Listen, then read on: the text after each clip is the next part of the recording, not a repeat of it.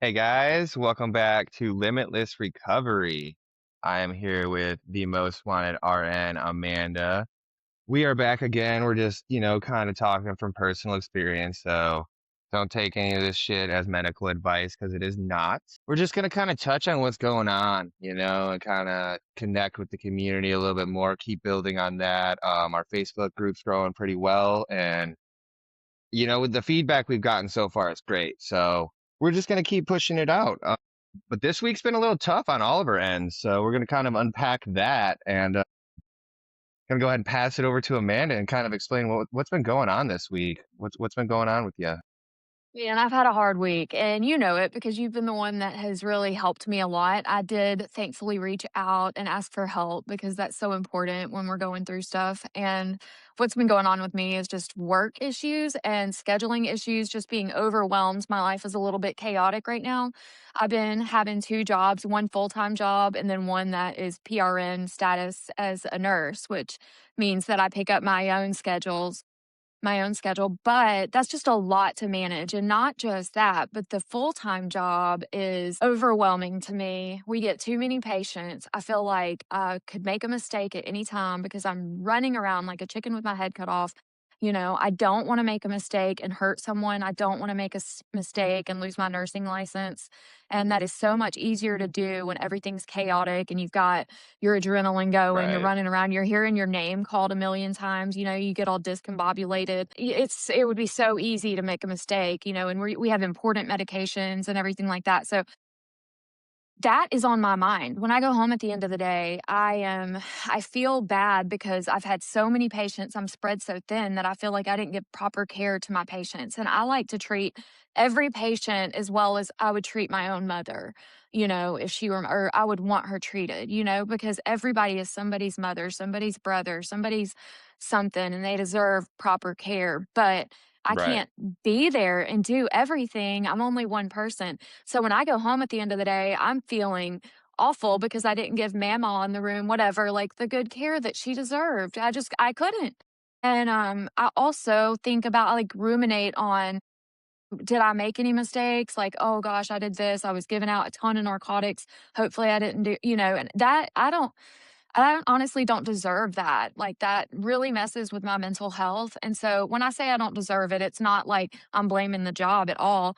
It's Just things that I need to self-inflicted. change. Yeah, it's things that I need to change, and, thankfully, I realized that I have that, like, I guess, power to change it. Like, I don't have to have that job.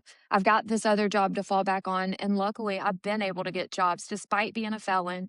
I've only had one job turn me down, so I do have hope that, like, this is not my one and Which is only hope. huge. Yeah. Yeah, so I actually did end up putting in a 2-week notice, and, I That's may end crazy. up Yeah. going, like, part-time at that job, but if they're not able to accommodate that, I'm gonna be gone because again, my mental health, my sobriety doesn't deserve that. If I feel overwhelmed and I feel like I can't handle it, then I need to listen to that. And so I put in my 2-week notice. I feel like I can take a little bit more of a deep breath. I'm feeling a little bit more rested. But what happened, like that was so rough, was on Tuesday, I had a panic attack. So I was at work.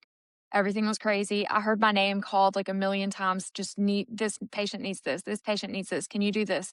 And it was seriously, my name was being called every minute, every 30 seconds.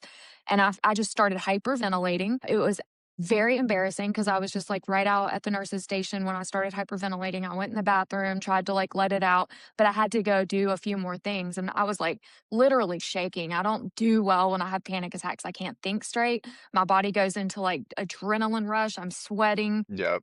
But the main thing is I can't think straight. That's dangerous as a nurse. So thankfully, I had to finish a couple of tasks, but thankfully my manager saw me and she was like, "You've got to take a break."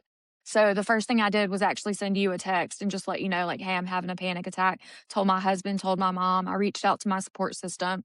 And you are new in recovery, so you were able to like give me some awesome tools to use. Literally, take a deep breath, fill up your lungs, let all of the air out of your lungs and get rid of all of that stuff, all that heavy stuff on your mind. Just let it out in your breath. And you told me that, and it was just, you gave me all kind of tools. And I'd love to like dive into that in a few minutes, like just because you are so fresh on everything. But, I just know that that really helped me. I'm grateful that I did reach out, but I had to call in the next day and take a mental health day off, and I'm not one to call out of work. I'm very accountable and responsible. I like to show up and do my job and go above and beyond, honestly, and I couldn't. I felt like I was hungover the next day, and I call that an emotional hangover when I have, like because I'm dehydrated, my eyes are puffy, Yes. I have a Yeah. headache, I feel hungover, and it's just from having that awful panic attack and all those emotions the day before. Even the 2nd day after, I wasn't scheduled to work, but I felt like I had the flu. I was, like, so out of it, so drained, and, the panic attacks used to not take so much out of me, but I think, my whatever you call it is shot. My nervous system is, like, shot from all Right. of the panic attacks I've had Parasympathetic over the nervous year. system. Exactly, Yes. so it just Yes. instantly goes really bad, it can. I have not had a panic attack in about 2 years, and I used to have them. I went through a period in my sobriety where I was having them more frequently, and this was, we talked about that car wreck and miscarriage that I had a few years ago. I was having panic attacks and my mental illness was flaring up just a little bit, but, That I happens. yeah, but it's been like 2 years. I've been doing a lot better with my mental health and, like, working towards growing and feeling better, but it still happens. Like, it doesn't matter how long you've been sober, you're still human, and when I'm not paying attention to, like, taking care of my sobriety or, like, getting my routines right, stuff can happen, and I think, like, because maybe I've been so, like, just focused on work and so busy and all this stuff. I haven't put so much time into my recovery. I haven't done as many online meetings. I know I'm not waking up and doing meditation right now, and that used to really help. Not, I still can get into that. Right. I love meditation. I love doing hot yoga. That always helps me because you feel like you sweat all the poison out, all the stuff, and like it really does, and it's good for you. It's so good for you, like, stretch and do the Pilates and all of that. I've got really toned up, but since my wreck, I haven't gotten back into it, so that's just another tool I need to implement back into my life, and I'm just, like, focused Right. on it this week because of that panic attack, that's a warning that something's wrong, and that's the stuff I used to drink over, so I have to be really careful with that. I don't wanna throw all of this away. I've been able to overcome so much, I lost 140 pounds and ran a marathon. I became a nurse even though I'm a seven-time felon. I was completely It's homeless, and incredible, yeah. now I own a home with a little guest house and a dock on the water and all this stuff. Not to show off. I don't wanna lose all that.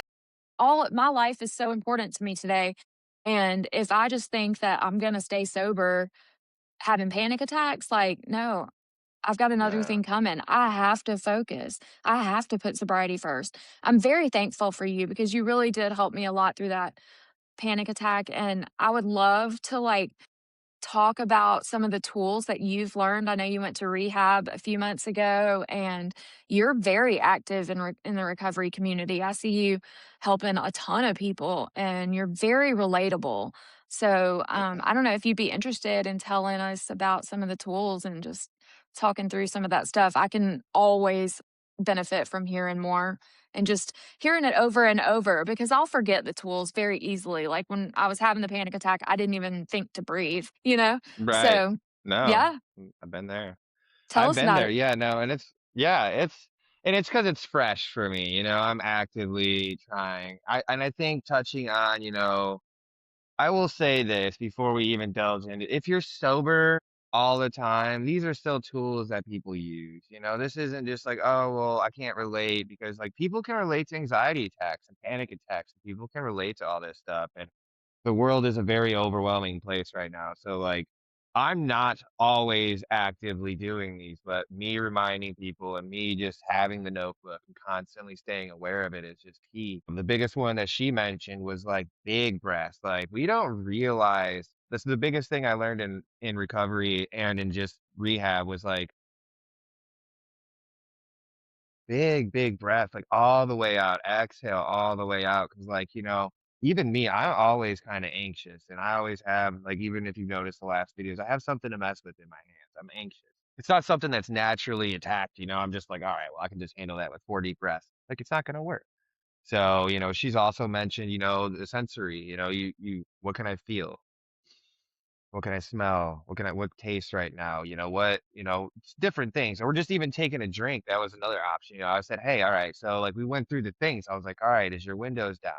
No, I feel hot. Okay, well now you notice that you're hot. Like for a minute there though, you're just hot. You don't know why. You're freaking Yeah. out. And it's like, okay, so roll down the windows. Okay, it's hot outside. I'm gonna roll the windows up. But now you get your mind thinking, like, okay, now turn on the air. I'm like, okay, is it silent in your car? Yeah, let me turn on the radio. Okay. Just scroll through it until you find something. And like these aren't just natural tools that it's like, okay, in the moment, I'm gonna remember all this. You're not. You're not. Like that's why having people to reach out. She didn't say Hoagie knows the way. He's gonna be the one that shows me. She reached out to like 5, 6 people. And I could have been busy that day and maybe I would have felt bad, but also I set up a boundary to where it's like I can't always be available for everyone. I can't. Right. So when I'm available, I make it known. And that's why we do stuff like this is to like, okay, hey, this information reinforce in your brain, just like you said, like you have to keep working at it. So like grounding techniques, listening to music in general, frequencies, if you're into that, that's huge. Meditation's huge. Again, I've been trying to get better at it. I'm still not good at it. I still get into arguments. I'm still not a great person in my mind all the time. And that's okay. Like that's okay. Cause like in general, I am, but I make mistakes and that's okay. Looking at it and saying, hey, I made that mistake. It's okay. But making up an excuse of saying, well, I'm not blaming it on my addiction. I'm blaming it on my habits. I've been an angry human. Why am I angry? Now I get to ask myself why. And someone asked me a really good question. What are you protecting and why you're so angry? And I was like, well, what am I protecting? It's like, okay, like, anger is a secondary emotion. So like that's another tool is breaking down your emotions. Like, and you did a great Yeah. job because you not only said, hey, I'm overwhelmed but like, because like realistically, let's be honest, you have a great manager because most, if we're short staffed, it's not an option sometimes to just be able to walk away. So like they got to step it up a little bit, make sure you're good for a minute, but they know that like, yo, she can't do it right now at her peak. And also like, you set a standard so much higher than someone else is looking at you and being like, you're doing a great job. You're like, oh wait, great job. Like I need to be doing an awesome job. Like, okay, let me step it up a little bit. So like we're Yeah. way up here all the time. So it's constantly exhausting. And when you have shit, you're 2 nursing jobs, you have a life, you have all this other stuff. Like you have so much. And that was one of the things that we talked about was like we need to set a schedule. We need to because everything is consuming everything and everything. You got to start looking at your dopamine system on what makes you happy Yeah. instead of everyone else's dopamine system of what they want for you is not your story. I know people that grew up on farms that, they're like, oh man, I really don't want to live in the fucking farm. And they're miserable, man. It's like, dude, go to the city then. You don't have to do that. It's your story. You don't have to even use the tools, but knowing they're there is huge. And like building a healthy routine, I'm still in that right now. Like I can't get it right. I have the schedule on my phone. It's like, here, hey, go do this. And it's like, all right, but I'm in the middle of this right now. Like this is giving me dope. But it's like I have to remind myself, like, shit, okay, you need to take a break. Because also like it, Yeah. it burns out. Social media gives you a huge spike of dopamine. And also like, thank you so much to the community. You guys give us such a big support back to that. And that's also a huge dopamine. So now we're chasing like it's almost like a new high of like, oh, okay, what can I do to be better and like make this better? And it's like, okay, slow down, like slow down. Like, Yeah. and we're actively adding new tools. We're actively figuring it all out. But it's active recovery. It's not sober time. It's not, you know, it is every day matters. And it's so like I posted something on my Facebook that was controversial. It was, the time in recovery or the days don't matter. Essentially, is what it was. And I got a lot of feedback of like every day matters. And then I got a lot of feedback of it's one day at a time. So every day, someone said, if you woke up earlier than me today, you've been sober longer than me. And Yeah. I felt that. That's huge. So it's like, what are you looking at? Your perspective matters more than everyone else's. So stop worrying about them. And it was so huge that you were not only aware of like, okay, I'm having a panic attack. And you were like, not just freaking out, like, you were, like, able to text me back, because sometimes you're not, like, sometimes you get deer mode Yeah. shock, like, I can't do anything, which I've been there, and I like to, I wanna freak out about it, but I don't. Sometimes I do. Um, but being able to say, that was like, "Hey, what's are you hot? Oh, I'm hot. Okay, let's roll on." It's like so it's exercising your oh my gosh, senses. There we go. And that's Yeah. still speaking of that, that's also a part of building like me. I'm in active early recovery where I drank so much every day. So the brain fog is there. The brain fog's gonna be there. Like that's the thing where like Mhm. even 12 years down the road, 20 years down the road, you're still gonna have these lapses where like your brain's still gonna be rewiring. So being gentle to yourself and being aware, like I'm having anxiety attack, like, my employment issues I've had. I'm trying to navigate that, but I'm also like, do I want to go and do something I absolutely hate? Will that be good for me? Will I end up drinking about it? That's huge. And not a lot of people understand that because they're like, dude, go provide. And it's like, I want to.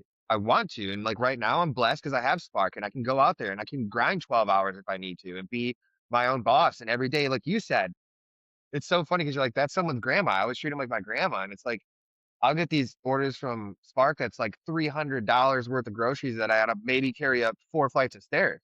And sometimes it's for someone who just has a busy life. But every time I say it's for a grandma, it's for, and most of the time, honestly, it is.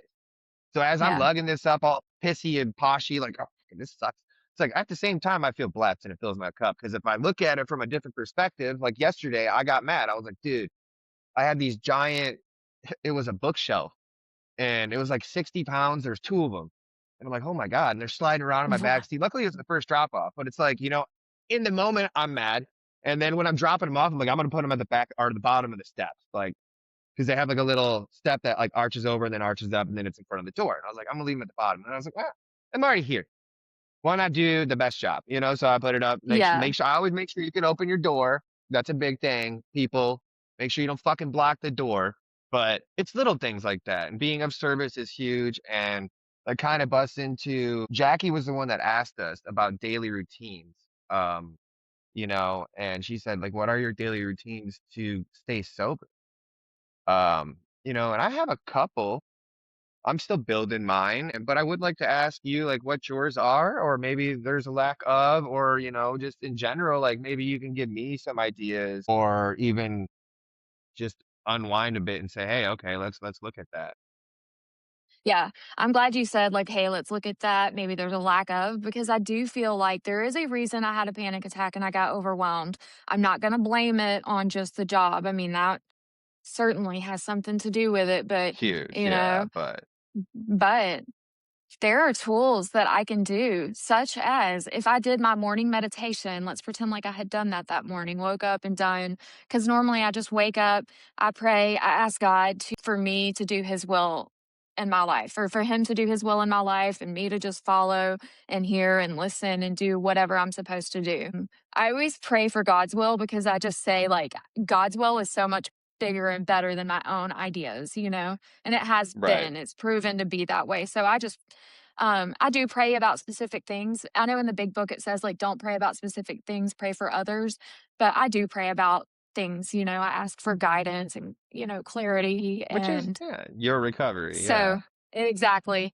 Like we talk about, you take what you need and leave the rest. Well, right, but I try not to pray like, "Oh God, please give me this," because it may not be right, for me.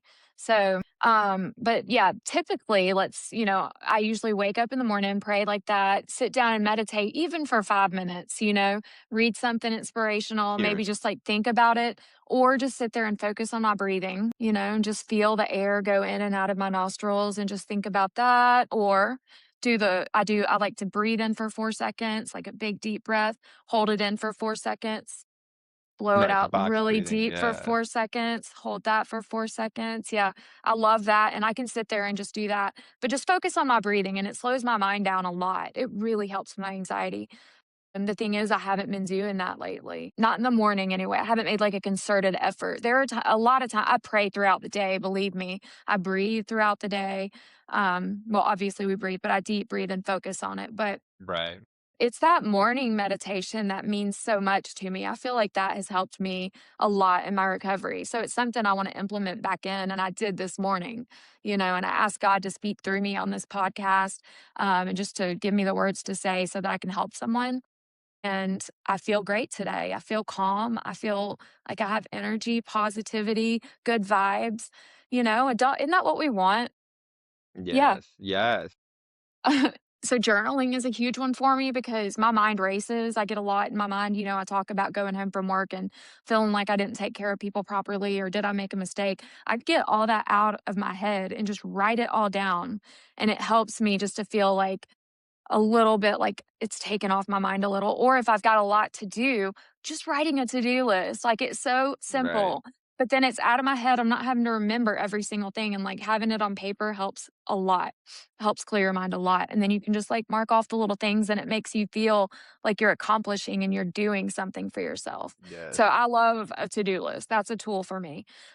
Hot yoga was another one, like I mentioned, that was a huge tool for me, and I say was, like, this is sad because I've been 12 years sober and I feel like I need to be doing more, but it's okay. Our recovery ebbs and flows, and I'm really focused on it right now, so I'm getting back into these things. I'm getting right. more into the recovery communities online, talking to more people, did my morning meditation, making sure I'm eating. I don't eat sometimes until, like, dinner, and I feel that. I feel that. it's huge. Drinking water, just focusing on not getting Also super huge. dehydrated. Yeah, they're huge. Let's see.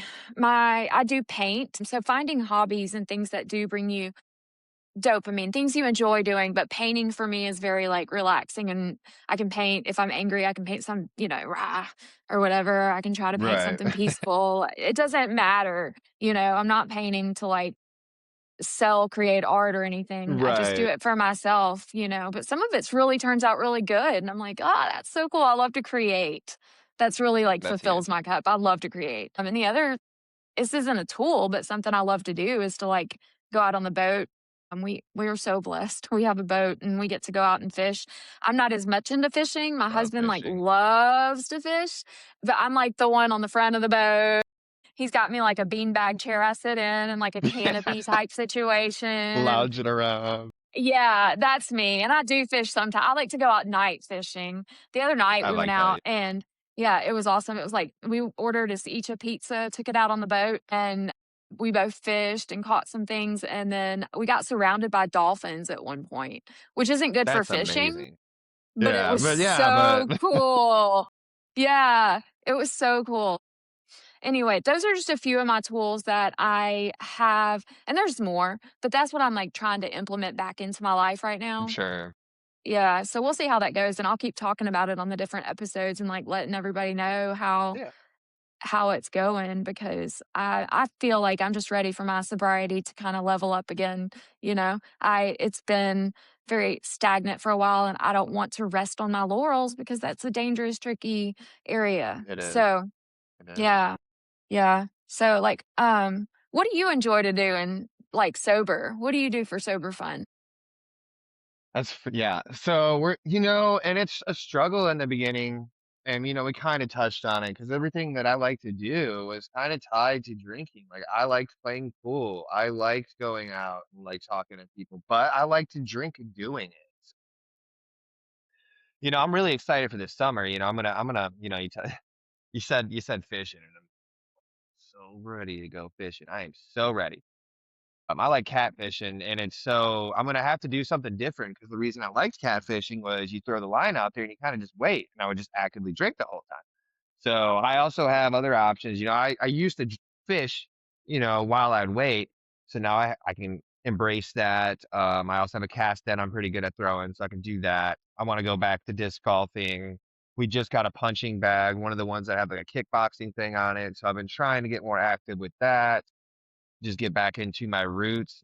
Because I mean, I grew up in the country, so we didn't have the city life to like lean on. We just blew shit up all the time and just did wild things. Blew Like that's what yourself we did. up, right? Yeah, blew myself up. Yeah, no, and we fought a lot. Like that's what we did as fight. Like fun little story, I guess, is we like set up a little fight club. We just actually we all, and it wasn't even like malicious. It wasn't like, hey, I want to really beat the hell out of this guy. It's like we just had people that we either had beef with or wanted to see, hey, can we square up with them?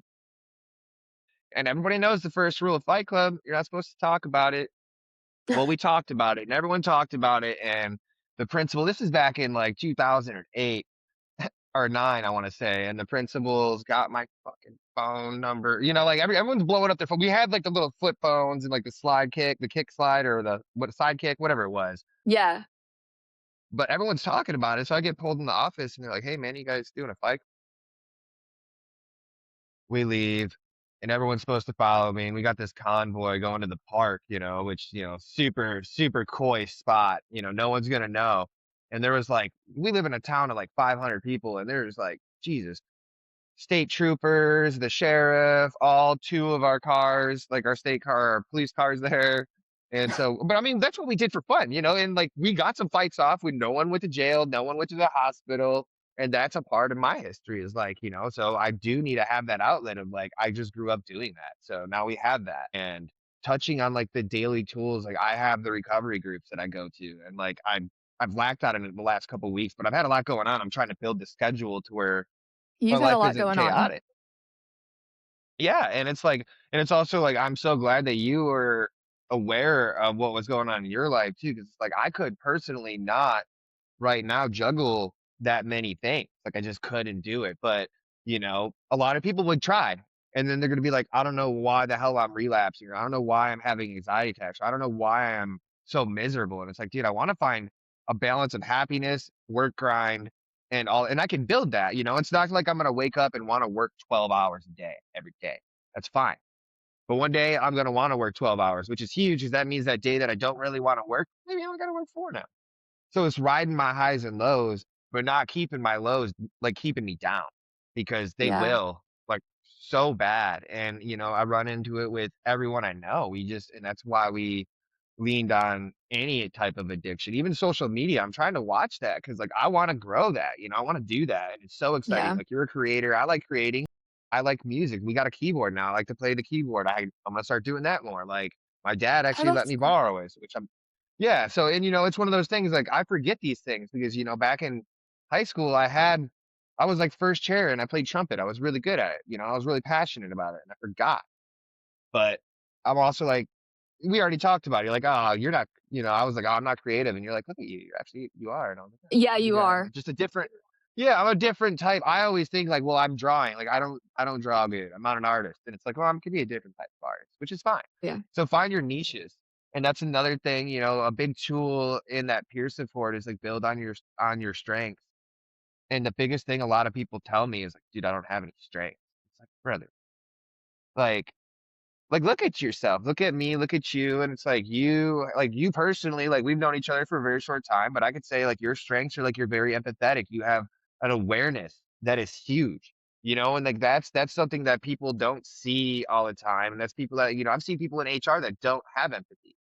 That Right. like, you could take that job and do so much better with it just because you have a skill. Like that's a skill. It's not built. You don't just get born super empathetic. You eventually build this over your traumas or triumphs even, like whatever you get, whatever memories you get. But just every day, like you said, like losing touch of it is hard because life gets busy. And even if you're not in recovery, you've never been addicted to anything, like, it's still good to have grounding tools, especially in this chaotic world we live in. Because some of these things, it's good to have passion about, but also I can't control the opinions of others. I can't personally stop wars. All I can do Right. is what I could do, and it's like if I go out, like my personal war is a huge one. So it's like if I go out and do something good for someone, that's huge, like even today, like today before we did the podcast, like I was like, all right, I gotta do something before I do this all day. So I cleaned the whole house. I was just like, gonna get it done. Wow. Fuck it, I gotta get it done right now. And it wasn't like, it's not like perfect, but I just did it enough to where it was like, okay, when I'm done, I can go relax. And now that's not one more thing. Like the dishes are done. That's what I started with. I said, I'm just gonna do the dishes. And then I get so my ADHD, I gotta work with it because like getting that first touch of doing anything sucks.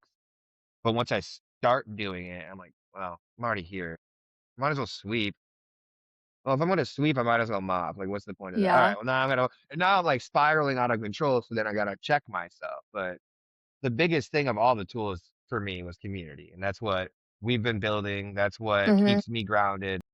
That's something that's incredibly important to me because had I not connected with people who actually understood, had I just attended AA meetings, NA meetings, and someone did pass, judgment where they, and that's not the AA way. Like that's not the way. So like when we say like there's been bad times, like that's them twisting the big book and all their other like that's them twisting it. They're supposed to be Mm, supportive. They're supposed to be a, s- a safety net, a container. And if that's not what you're getting out of it, go find it somewhere else. Like you don't have to be, if you find a sponsor that sucks, go find another one. If you yeah. find your friends kind of suck and they don't understand, guess what, dude? I have like four friends, like, but it's like they're the best friends you could have. I could call them and like That's good. if they had $20, they would make, I needed 50. They'd go find a way to make 50. And they know the same way they would reach out to me and they know the same outcome, like, is there. It's like, that's love. That's not just a friendship. That's something that we built up over people who actually understand, been through it, and being in recovery, being even in active addiction is a superpower because you somehow wake up every day. Mhm. Like you were on the streets. You were on the street. How I many times was did you wake up with no money and somehow still find a way to get every money. day. Y and you channel the same, so you're like an entrepreneur essentially. Let's talk about, like, so that's a Yeah, skill. And, you laugh, but it's like, it's so funny that you don't think of that. You're like, "Oh, I was just, trying to get by." But it's like, no, you got by no matter what. That's a skill. You have drive. So turn your addiction into a superpower and say, "Okay, I was hungry for the day, so I got food. I wanted to get high, so I got high." Well, okay, so what if you want success? Well, it's not gonna be yeah, instant. You know that. That's the problem with fucking addiction and drugs. It's like you want it, you get it, boom, it's done. instant. Instant gratification. And it's everywhere right now. We got it on social media. We'll post something and in 3 minutes, someone will be like, "Hey, love you." And it's like, oh, that makes so much that someone loves me. Or they'll be like, "Hey, I fucking hate you." And it's like, oh, and it's like, does that ruin your day or what are you going to take that? Like, what are they going through? And that's another thing, like I touch on because I get pissed and I'm going through a lot, but like people can see that and I'm actively open about it. I have friends that don't talk to no one. And, I'll be like, "Hey, how's it going?" And I gotta kind of dig a little bit, like, "Hey, man, you all right?" And they'll be like, "Oh, shit, I don't really I've never even talked about this before. I don't know why I'm talking to you about it." I'm like, "I don't know, probably because I set a judgment, like, free zone, a little container of, like, you can do that. I'm not gonna sit here and be like, you're a piece of shit about it or anything." That's huge, and you've had that. You've also had the other end, and, like, here soon, we're gonna talk about that, but yeah, like, the culty aspects of just recovery in general can be wild, like, someone telling Yeah, you how your recovery is, like, "This is the way it needs to be done." Some people need guidance, but you also need separation of your own identity. yeah, You're not Jane Doe. You're not Jane Doe. You're not just this person. But yeah, we're gonna have bad days, good days, yeah. and there's nothing we're gonna do about that. That was something hard for me after being in the cult was, like, learning to make my own decisions because for 7 years, had a sponsor and I was given direction, that's what they called it, and if you were given direction, you had to You do take it. it. Or you Yeah. were, like, gonna be ousted from the group, and it could be anything that was crazy direction that had nothing to do with the big book and shouldn't have been given at all. But regardless, like, I could not make my own decisions, like, I could not say even yes or no, I couldn't it took me so long to find my identity and what I like to do. I remember coming out of the cult and people would say, "What do you like to do? What are your hobbies?" And I did not know, no clue. Right. I mean, I would go do stuff with people. I went bowling, I went to the beach, all this stuff, but like on my own, kind of, I don't know, like I had no idea who I was. Also, I wanted to touch on friends because like I used to have a ton of friends, and now I try to use discernment in who I try to keep around. Right. Unfortunately, my best friend hurt me really badly about a year and a half ago. And that, oh my gosh, a best friend breakup has been harder than like a serious relationship breakup because she's Yeah. been my No, seriously friend. though. Yeah, she's been my best friend since we were 5 and went through addiction together. And we're both in recovery now. And just to be hurt by her like it was. I'm not gonna go into, like, what happened, but it's hard for me today to, like, want a friend because 'cause I'm scared everyone's gonna hurt me. That's Right. something I'm going through right now, and but I want friends, and I feel like I'm not gonna go out, like, seeking friends. I feel like I'm gonna find them. God's got people for me. I'm not, like, in a huge rush to make I think it's cool that you have a small circle and you've got, like, solid dudes that you're in your circle because that's what I want. I want solid people around me only, and people that because they say, peer pressure, and I'm always like, "Yeah, peer pressure." We talked about that already, but peer pressure being real, Mhm. like, in the positive way too. So, if I'm around people that are sober or are living a life like I want to be living. It's somebody that I can, it's very contagious. So, Yes, attitudes of it people and is. what they're doing. So, yeah, I think, I'm going to keep my circle small, I think. But it's great to I have a lot of like associate friends, like people I work with, I would still consider friends for sure. But as far as like Right. anybody that, I don't know. I think that's something I do want in my life though. And I went on a tangent about that, but you had talked about it and I was thinking about that. So No, that's yeah. fun. I wanted to ask when you were out on the streets, like, homeless, did you have a community out there as well, or were you a loner? Like, did you have people that you were getting like, stony baloney with and drinking with, or were you out there just actively trying to avoid everyone still? Because I don't even know. So for the most part, I've been homeless 2 points in my life. The first time I had a guy with me, it was somebody I met. He had gotten fresh out of prison, and I immediately was in love with Classic. him. Yeah, We classic. Yeah. We racked up some warrants in, Alabama and went on the run. We drove our car to Los Angeles, and we lived in our car. So Oh, I was with beautiful. him. Yeah, I was with him. We lived in our car for a while, drove up to Eugene, Oregon, lived there like hippies for a while. You know, we were on the side of the road begging with a cardboard sign for money, and then we would also, like, steal stuff and get it and return it for money back or gift Right. cards Yeah, or the classic. different Yep. things, all the things, we're very creative. Yeah, of course Yeah, you so see creativity. exactly, a strength.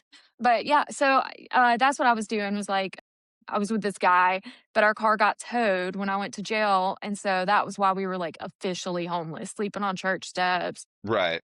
go into soup kitchens, the whole shebang, like fully homeless. And then I was homeless again. Like I was sober for 7 years in that cult. And then I had a really bad relapse that lasted for 5 years. And I did end up homeless again. And this was when I was like kicked out of the Salvation Army. And I was like pretty much all alone. I would have associates, maybe somebody I might hang out with for a night or two, maybe get drunk with and try to have friends. And every once in a while, somebody might let me come stay at their house with them, sleep on their couch for a while. I had one girl let me stay with her for a few months. So I wasn't like always homeless, but I burned Right. bridges. I wasn't helpful. I wasn't like giving rent to live on the couch and I was eating their Right. food and just a taker. I was like not a giver A at little all. parasitic. Yeah. Yeah, I really was. And I don't think people really wanted me around. I mean, I wouldn't have wanted me around for long. Which So is I don't fair. Yeah. blame them. Yeah. So I was pretty much a loner the second time I got homeless and didn't really make any friends until I finally went to rehab, and rehab was so fun. I went to rehab a whole bunch of times and got kicked out, but I love rehab. I made that post That last dude. week about I wish there Yeah. was a rehab for like sober people. There's got to be something that's like a mental health retreat. I know there's something. There's something. I was just talking to a friend in recovery about it. There is Sober Fest out there because I was kind of thinking about that too. Which is so funny because I kind of wanted to touch on that. I'm in a relationship too, and I'm trying to like actively meet her family, but at the same time, my social anxiety is crazy. It's crazy. And she didn't really like. She's like, how can you talk to him? Because some of them are on Facebook, and she's like, how can you talk to him on Facebook and connect? But like in person, so much different. And I'm like, I've It's always been like different. that. I grew up on AOL Instant Messenger. Like I made like one of my first best friends like that. And but it's also challenging because I in the moment I made a promise I broke where I was like, I can go. I think I'll be fine. And she's like, she was super open about it. There'll be alcohol there, and I'm like, I got this. Fuck that. I'll be fine. And then like as it got closer, I'm like, dude, I don't know if I can do this. Like like the first thing I thought about was like, okay, well, if I get too nervous, I can just have a drink. And I was like, You're well, right. no. I was like, no. Like, no, I have an escape route. Like, and it's like, it went back to the whole you being, it's like relapse awareness. We're not going to even call it prevention because it's just, you can't prevent shit. You can't prevent anything. I can call, anything, unless I can prevent it myself. Like I can't predict the future. I just can't. Um, Yeah. but awareness, and that's just like, okay, am I ready for that? And it's like, I want to be, but it's also like, just like, and that's, you like when you were in active addiction, like you had people and do you want to be alone? Like, not really, but also that's what I trust. That's what I trust. And it's like I'm so stuck in fight or flight mode because of all the bridges I did burn. I have not been a great partner. And so, immediately when people are unhappy with me, it's like, okay, I should go. I'm the problem. I'm the problem. I'm the problem. And it's like Yeah. I'm so used to that. But it's also like, again, it's now I'm in early recovery. And it's like I can't forget all of that. I can't say, hey, don't forget about me 6 months ago when I wasn't even trying. Like, don't, that's not me anymore. Cause that is me. Like, that's still like actively me, that I was that person Yeah. for so long. But finding the voice of being like, okay, what can I handle? Cause like right now, again, I go through these stages of, I think I'm Superman. I think I can do it. Yeah. And then I got to check myself, play it forward. Like, what's going to happen in the moment when I'm there? Like, am I strong enough to break like, how do I break the conversation if I'm that uncomfortable? Do I just say, hey, I got to go and just fucking go? Like, cause my escape plan was there. I had it. I was like, in my head, I'm like, okay, I'm going to go and, I'm going to go separate and I'm going to drive and that's okay. And we already knew like Yeah. that was fine. But then in the moment, like I'm thinking like, and I'm about to have an anxiety attack and, that could turn into where it's like, I made a promise and I can't stand by it because I don't know, my own feelings at this point anymore. And I also don't want to have a full blown anxiety attack in front of 50 people I don't know that is going to have a lasting impact. Right. And, on the internet, I can kind of, and I say this loosely, but I can kind of censor myself a little bit and just kind of check myself as I'm writing. And like, and I say that very loosely because I go back and 12 years ago, I'm just this toxic, crazy, cringy. Going back on your memories on Facebook is the most baffling thing to do. It is so fun and so traumatizing. Because like some of the things you're like, I remember that. And then some of it's like, what the fuck am I talking about? Like, Yeah. fine, guys, I'm done. And it's like, all right, throw a fit about it. Like, I don't even, who's gonna help me? And like that, but that's also like in my mind, like in active addiction, I'm crying out for help and no one's trying to help me. Like, no one cares, but it's also like all I'm doing is saying like fuck everybody. Like who would help them? Like who's gonna help me? I'm actively saying I don't want help. So being a Yeah. loner, well, I touched on it, it's detrimental having that community, but it's also detrimental to have a community that sucks, like getting high with Bob is awesome, but eventually Bob might have to go. Like, and he might be your best friend. And that fucking sucks. Like I've been through that and I just recently went through that. And that's like one of those things where like my circle is small because also it's scared. You're traumatized. You're like, okay, you've lost so much, so many times almost that it's like you want to hold on tight. Like you have your house, you have your guests, like you have your built, you worked fucking hard to Yeah. build this. So it's like, you almost have to, cause like you always, every time you're like, I'm not bragging. It's almost like, girl, brag. Like, what are you doing? Like, brag about it a little bit. Like you worked hard for that, but it's hard for us to justify that because it's like the same with me. Like I'm like, well, I was just a piece of shit like 3 months ago, or like yesterday I told and it's like you have to remind yourself like I'm building that. Like you're gonna like you had an anxiety attack. Are you gonna throw keep that in your head every day and like beat yourself up over it? Or are you gonna be proud of yourself that you said, hey, I'm aware of that. I had the space to do that. I took care of it. And also, again, like you put in your 2 weeks, and if you can help and be of service, you would love to. And that's awesome. And if you can't, understandable on all aspects. That's also, and like you're going to find other ways to fill your cup. And you're going to find, like, if you feel a lack that you're not giving back enough in the community, your schedule is a lot more open. You will have more Yeah. opportunities to go to the recovery groups that we haven't been able to. And we're also in the building process of this where we're hyper focused and it's like we're trying to find the back end way. Like this stuff's kind of, I say it's easy and we say, okay, you can just do it, go do it. But understand it is a lot of weird stuff. Like It's even a just lot of sending, work. like this is remote. Yeah, it's remote. So we're not together. That's the hardest part. It's not like we can just throw it on a hard drive and be good. We got to send shit back and forth. We got Google Drives. We got all this. Every time I find a new way, I think it's better. And then it's sometimes worse. So we're slowly figuring it out. So, but I also don't want to, time is money. I'm not. asking everyone for advice. I'm not sitting here asking for a free workshop because I think it's fun. Like you said, it's creating. I want to Mhm. publish the mistakes. I want us to grow and then be able to look back just like the cringy Facebook post 10 years from now and be like, dude, holy shit, we were talking about what? Like, well, that's wild. Exactly. It'll be So it's cringy. just We're gonna be like, we were gross. unhinged. Yeah, and which is also fine because it's probably going to be even more unhinged. We're like, wait, we can talk about that, and we don't have to freak out about it. Okay, because we do have a Yeah. little bit safer place here. But yeah, I don't know. I wanted to also, somebody in the limited recovery group asked. I have to read this because sorry, I'm like, yeah, not looking. Kim, I don't want to say last names just in case, but Kim said, if it takes 1 second to admit you're powerless, why could it take a lifetime to admit you need help? Mm, Uh, and I'm going to say it one more time because I have to let it sit with me. If it takes 1 second to admit you are powerless, why could it take a lifetime to admit you need help? To me, and this is, open to interpretation. So this is also a good time for the community feedback, any questions, any feedback you want from us. But I really think that admitting I have a problem is different than reaching out and telling someone else.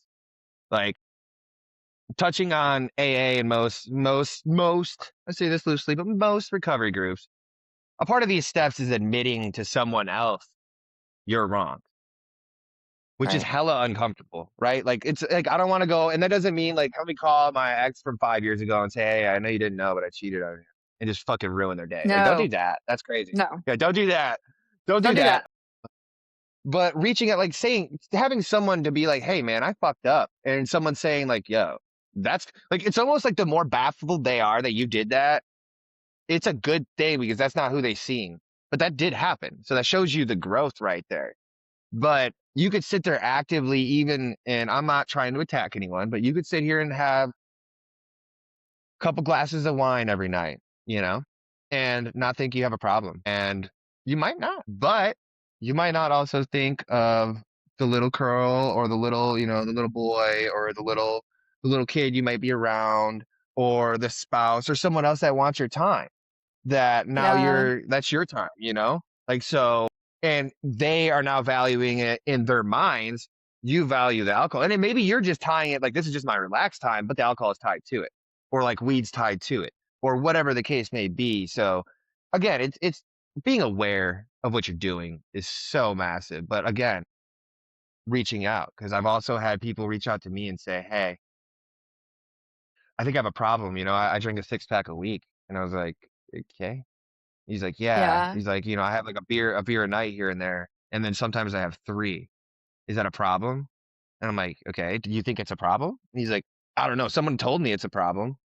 I'm like, "Okay, like when you put down 3, do you want more?" He's like, "No, I don't feel like drinking anymore." I was like, "Okay, well then you're aware," which is huge. You know, Right. that could so just stay aware, develop because it could develop into a problem. But like, what? And then I'd always ask, "Why do you drink?" The question why? Why do you have a couple beers? Well, I had a rough day at work. Okay, why does the beer help? Well, it takes my mind off of it. Okay. Well, what if you had a friend you could call for 5 minutes? "Oh, I didn't even think of that. No one wants to hear about me. Well, fuck, I do. Like I do, Right. bro. And you know what I'm saying? If 5 minutes of my time stops you from drinking for fucking 10, let's go. Let's go. And Yeah. it's little itty bitty steps though. And it's also being aware. But I think admitting you need help to someone else is so hard because it's a pride thing. It's I don't want to say I'm lesser than anything, but also like that was we'll touch on AA. When I went into rehab, I had pretty much steps 1 through 3 done. Like I knew I was powerless. I knew I needed help. And I was already admitting to other people I did wrong. I needed something more. And then the amends came and like the resentments came and I was like, shit. Like everything I resented was me. It wasn't like, oh man, I really hated how they made me feel. Ever. Yeah. And some people's are different, but like that was where I was like, okay, so like I do want the community, but I'm also social anxiety. Like and again, Yeah. why do you crave social anxiety, but you're guarded, And it's like, it's cause you lost it all before. You've had friends that may have hurt you. And it's like, maybe there's another side. Maybe they got hurt or maybe, and to each their own. Not everyone has to cross our paths and stay there, right? But I'll ask you if you have any, but I'm gonna say it again because obviously I went on a tangent. But if it takes 1 second to admit you're powerless, why could it take a lifetime to admit you need help? I like that you said there's a difference in admitting and recognizing and being aware of where you're at and who you are and if you have a problem, and then asking for help and actually taking being willing to now not just make a decision and think about it. Now it turns into action. And the action can be harder to start. It's hard to start stuff. You talked about it was hard to get started doing the dishes, but then it leads into Right. more. But that first step into recovery is actually terrifying because you don't know what it's going to look like. And you have to go through the scariest part Mhm. to me is detoxing. You don't know Yeah. how sick you're, I mean, I know what it feels like, but you don't know how bad it's going to be. You just don't know. And it's so hard to trust the process. Oh my God, it's so hard to trust the process because you feel like That you're fucking literally, word.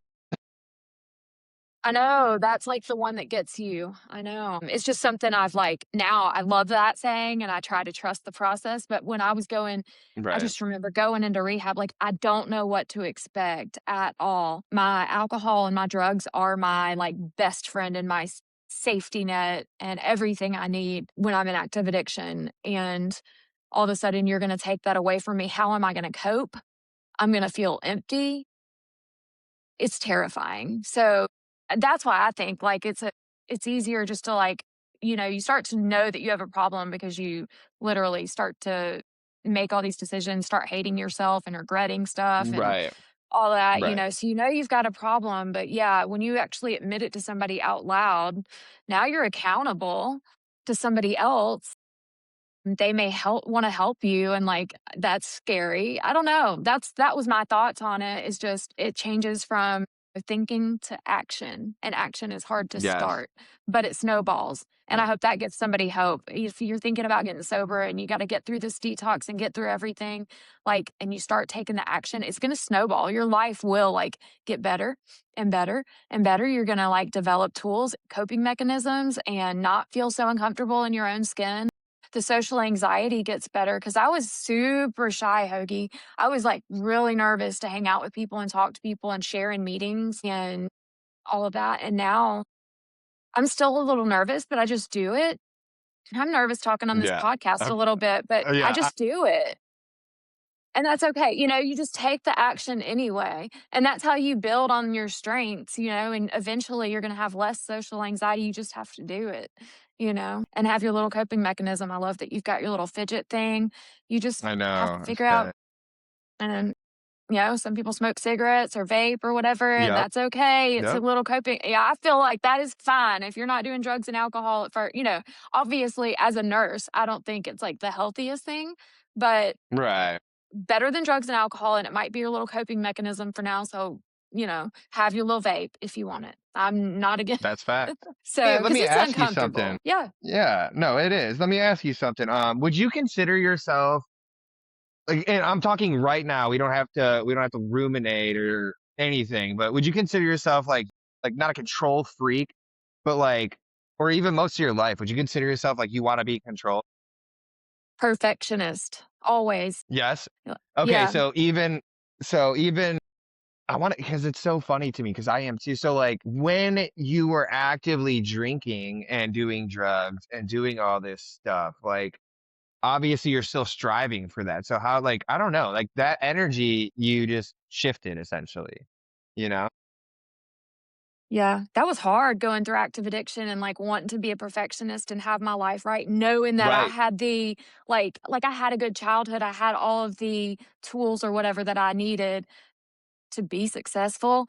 I mean, I hated myself for the things I was doing because like I said, I am a perfectionist. Maybe I was trying to be the perfect addict, but I certainly hated myself for the way I was We fucking acting. nailed it. Yeah, Nailed no, it. and that's it's so fun because I was just thinking about that because a lot of people that I know, like my anxiety stems from control issues, and like that stems from almost growing up in unpredictability. And that wasn't like again, that wasn't like an unpredictable childhood per se, but it was just kind of like rooted into me. Like we expect the worst, hope for the best, land in between, always have a plan B. You know, I grew up on a farm, so plan A never worked out. So I always have plan B. And some people are like, why the fuck are we talking about what if that doesn't work? I'm like, because it never works, dude.